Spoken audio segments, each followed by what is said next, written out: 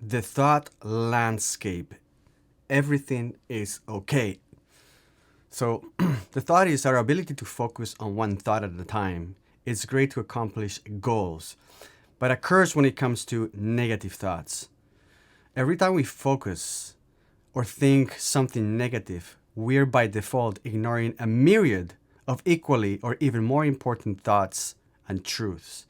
For instance, if you think your life sucks because insert something you have no control over, looks, intelligence, height, lack of direction, underachieving, you've consciously chosen to neglect hundreds of other facts that you could celebrate or be grateful for, such as you're alive with no pain, there are people that love you, you have food, shelter. There are an infinite amount of things that are going well for you that you have the luxury to even have the time to ponder useless thoughts. So the key is do not give disproportionate amount of protagonism to thoughts that make you feel like shit, because they don't deserve the attention, especially when there are so many other equally deserving realities that can make you much happier and could help you fix the very problem you're worrying about. Negative thinking is just another habit. Unlike any other deeply ingrained habit, it takes a lot of work to eradicate.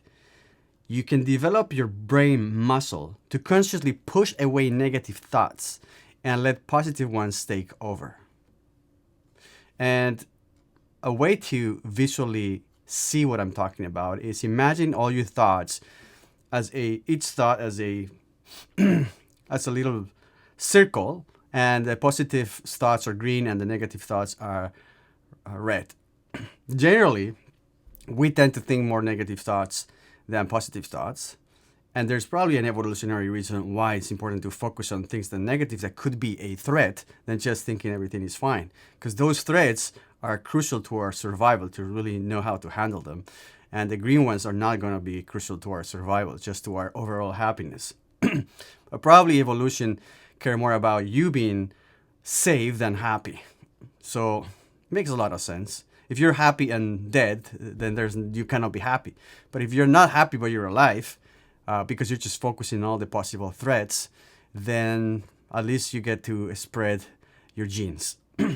So now let's picture this landscape, just like if you're looking at a Google map from on top, and then you see all these thoughts, which are just little circles, and you can see maybe there's a shift to the red, just because there's so many more options to think on, at least apparently, of negative thoughts to choose from, and we're somewhat innately drawn to the red just for survival reasons.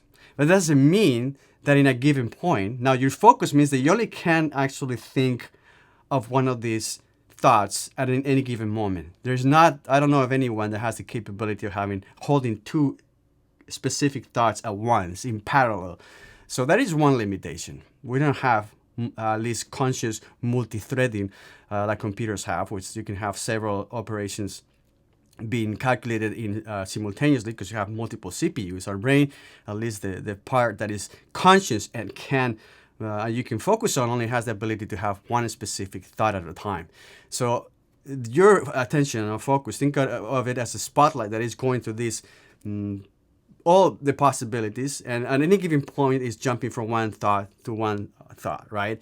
And we tend very easily to be attracted to the red circle, which are negative thoughts. What I'm saying is that in that map, there's also a lot, maybe the same amount. Let's just assume the same amount of possible positive thoughts. And possible thoughts would be being grateful. That's one that definitely is always going to be there. If you're alive, you can be grateful that you're alive. The fact that you have people that love you. There are many things that you could think and focus on your attention, and the feelings or emotions that are going to derive from you thinking of something positive are going to make you definitely a lot happier.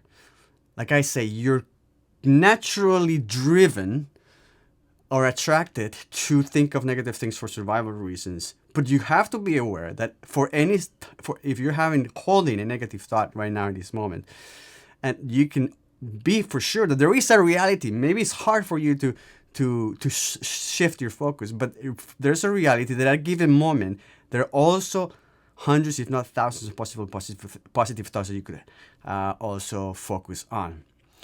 And I'm not saying that is easy to do, but just being aware that you've chosen to focus on just that negative thing doesn't mean that in that maybe on the next instant you could consciously choose, and this will take effort, to focus on something positive. Now, I've noticed that it's very hard to think of something positive when you're really angry. And the reason why is because emotions have inertia. So it's not easy to go from crying to happy immediately. Emotions do take time to process, and probably because emotions have a chemical origin, which means you cannot suddenly change the chemistry of your body from 1 second to the next easily. Otherwise, we'll be just going nuts with our emotions. And so it may take a few minutes for you to be able to shift the feeling. Now, the thought could be changed almost immediately. I could say, right, so now you're thinking of something negative, but focus right now on something positive. And that's going to be hard. Let me give you an example. Let's say that you're driving and somebody cut you off. Immediately, you're going to have a anger feeling. And you could argue that the feeling happens before the thought. And that would be a different discussion. Sometimes, especially under threat or when something happens to you, you react with emotion before you can rationalize the feeling itself. And sometimes the thought triggers the feeling. So it's a different situation. But let's say that somebody cut you off, then you rationalize, this guy is an ass, and you get really mad. And even if in that instant I tell you, okay, let's think of something positive, because rationally speaking or thinking, I could tell you there's no control over what that person has done, and being angry is not going to make the situation better. And that's the rational thinking. Of course, at that moment, you don't care about rationality because the feeling, the emotional part of your brain, the lizard brain has taken over, and you just feel extremely angry and probably have violent thoughts towards that individual. But the reality is that you could think of something else. Because, like I said, emotion has inertia. Even if you were to think of something positive, let's say that somebody cut you off, immediately you're extremely angry. Right? That's a negative thought. And now I say, think of something positive. You're like, okay. And you think of pink rainbows or pink flying elephants, or the first time you had a wonderful kiss. If you can actually do that and picture it, you're like, okay, that was a beautiful moment.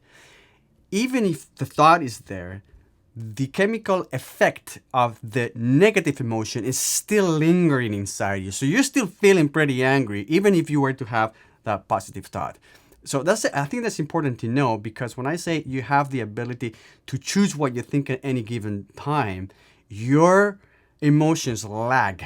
And if you have a very strong negative emotion, think about it, it's like a physical object with more mass. It has more inertia. So you're highly depressed.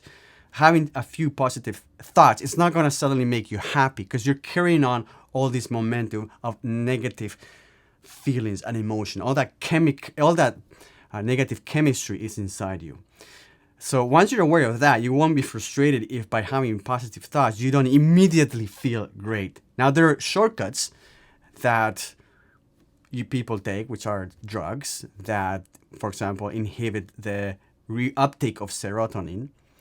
And then you feel chemically happier, even though maybe you're clinically depressed.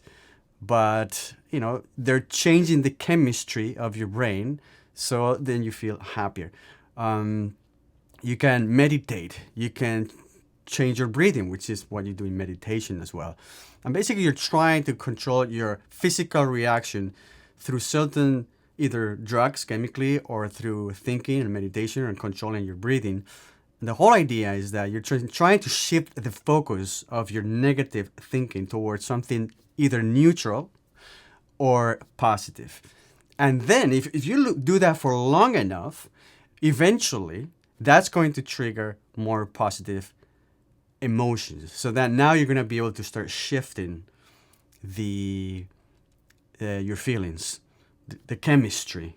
Think about it. At the end of it all, we're basically chemistry. So thinking just can trigger a different chemistry, thinking differently, and being aware of what I call the thought landscape, and being aware that in any given moment, even if you it's very hard, there is the possibility of thinking something positive, gives you certain freedom. Now you can choose to stay on the negative feeling because it's a way of processing it. I think going through a feeling and processing it, which means it's like, okay, let's just go through the anger, but no, only let it take over through a certain amount. Just let it, because again, it's not like you could change it. You have to let the chemistry go through your body, breathe, and then try to focus on something positive. And this is what meditation does many times. In the morning, if people have the meditation morning routine or something like that, in theory, meditation is trying not to think about anything, or not so much think about anything, but being an observer of your thoughts without judging them. Again, that is not something that comes naturally, either or. Even just the observing part is not a natural thing. And that's why meditation, to me, I would call it like the gym for the mind. So we're very used to understanding gym for our physical prowess, to become stronger or fitter. But I think the mind is also, you could treat it as a muscle. And with practice, and I think basically the gym of the mind is called meditation. With that practice, by going to the gym of the mind, you can become stronger, more agile at being able to control those thoughts and the emotions that derive, therefore, the emotions that derive from those thoughts. So if you ever wonder if meditation was useful, I think in my personal view, this is why it's useful. It basically makes your mind stronger to be able to handle the ups and downs of the emotions and your thought patterns. And the thought landscape is just one tool, one visual tool to understand that at any given point, you can choose, not easily, but the more you train your brain, you can choose to think of something different. And I would encourage you to make a list, because when you're angry or depressed, it's hard to think of anything positive. But if you have it there, you could maybe put it on your note app on your phone and have a list of 5 things.